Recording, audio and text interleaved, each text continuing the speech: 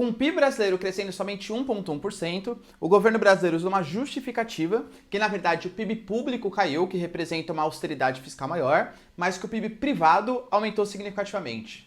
Será que tem sentido falar isso? Será que realmente o governo brasileiro é só um mero migué ou será que eles estão certos? Confere aí no vídeo.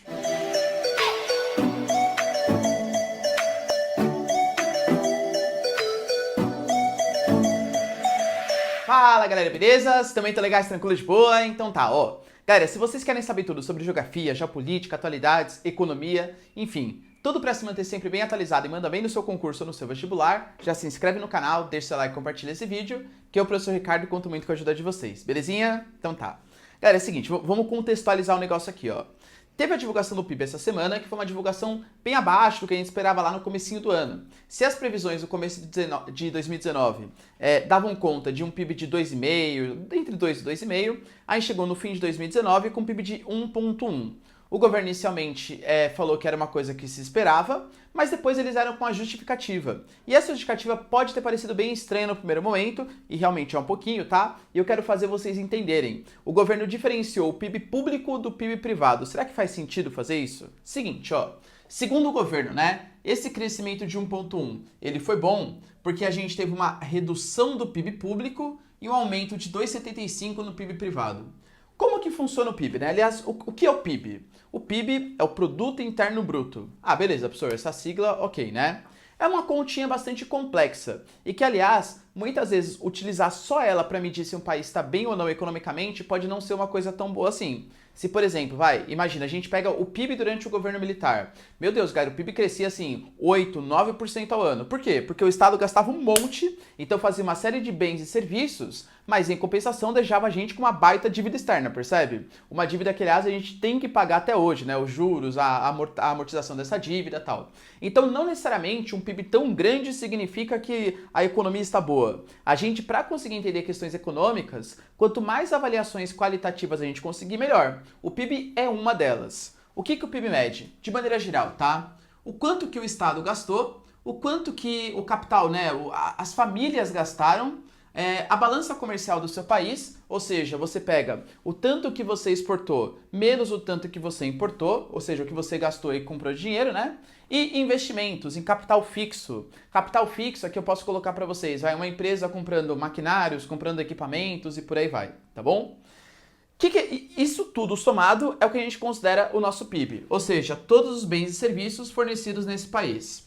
Olha como uma avaliação, galera, é relativamente pobre, tá? Não pobre, mas uma das importantes. Vamos pegar, por exemplo, balança comercial. A balança comercial brasileira, ela é positiva. Agora, vamos imaginar, por exemplo, o que vocês acham melhor?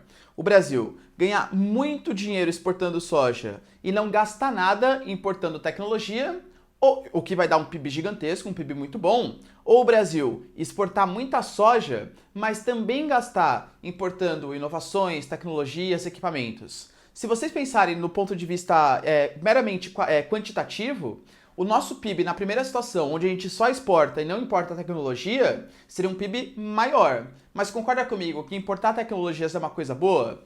Bom, só que diminui a nossa balança comercial, que vai resultar num PIB menorzinho. Por isso que eu falei para vocês, fazer uma análise somente do PIB não é tão significativo assim. É somente mais um dos fatores, tá bom?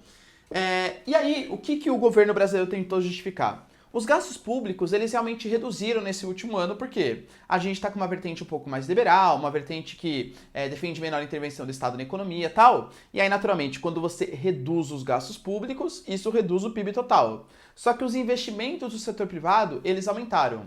Só que você separar dessa maneira, falar, olha, o PIB público caiu e o PIB privado aumentou, galera, de verdade, migué, tá? Isso não existe em nenhuma matriz econômica. Quer você fale da escola de Chicago, qualquer metodologia, tá? Do IBGE, qualquer metodologia, não separa em PIB público e privado, por quê? Porque é impossível você conseguir fazer isso. Vamos pegar, por exemplo, ó, a gente pega, sei lá, o IBGE não, perdão, a Petrobras. A Petrobras vai lá, por exemplo, e precisa fazer uma exploração de, sei lá, o petróleo. Aí ele vai importar, ele vai comprar, por exemplo, de uma empresa privada.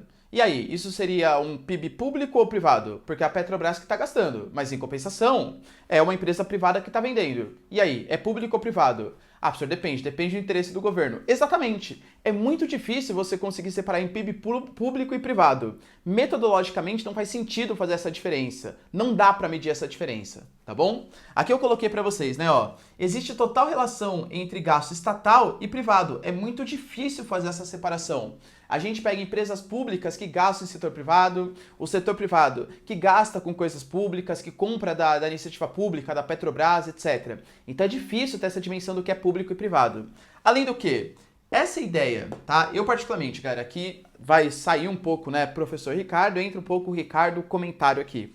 Eu sim defendo essa visão que o capital privado tem que ser mais participativo e que o Brasil tem muito Estado, tá? O Brasil tem muito Estado em questões que não seriam tão importantes assim. Só que nenhum Estado também não é interessante. Então o Brasil reduzir, depreciar os gastos públicos, eu não encaro como uma coisa boa, não é uma coisa tão significativa. Por quê? Porque vamos pensar, por exemplo, ó, se o Brasil ainda tivesse, porque um exemplo aqui, tá? Uma infraestrutura interessante, pô, legal, interessante. A gente pode reduzir os gastos públicos. Mas o Brasil precisa gastar, por exemplo, em rodovia, em melhoria dos meios de comunicação, os nossos portos, que são péssimos, atravancam, um gargalo da nossa economia. E aí, você considera que a redução dos investimentos estatais em infraestrutura, por exemplo, é uma coisa boa? A redução dos investimentos estatais em setores estratégicos como educação, saúde, transporte, é uma coisa boa? Não necessariamente, percebe? Então, de novo, né? O que eu tô falando para vocês é, vamos tentar ter uma visão um pouco mais ampla.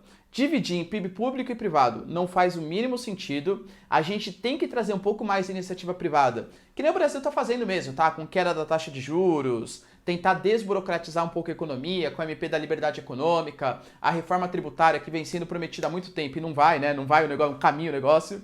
Então o Brasil tá no caminho que eu considero mais certo, tá? Que eu acho que o Brasil precisa para crescer economicamente.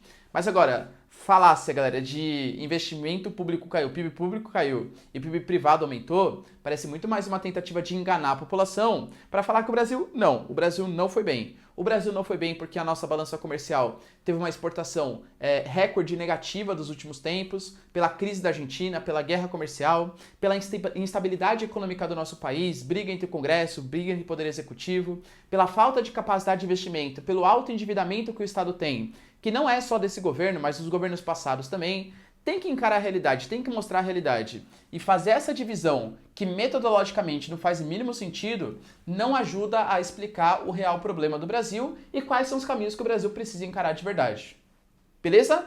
Deu para entender, galera, essa diferença entre PIB público e privado, que não tem a mínima relação? É muito difícil fazer essa diferenciação? Deu para entender como foi formado o PIB? Sim? Então tá, galera. Então se você quer discutir um vídeo, ó, deixa nos comentários. Aliás, quero saber de vocês. Vocês acham que o Brasil está no caminho certo também? Dessa redução dos gastos públicos e aumento dos investimentos privados? Vocês acham que isso realmente faz bem para a nossa economia? Se sim, galera, deixa nos comentários. Se não, também. Vamos tentar ver de maneira respeitosa. No mais, muito obrigado pela companhia no vídeo. Beijos, abraço e tchau. E até a próxima. Falou!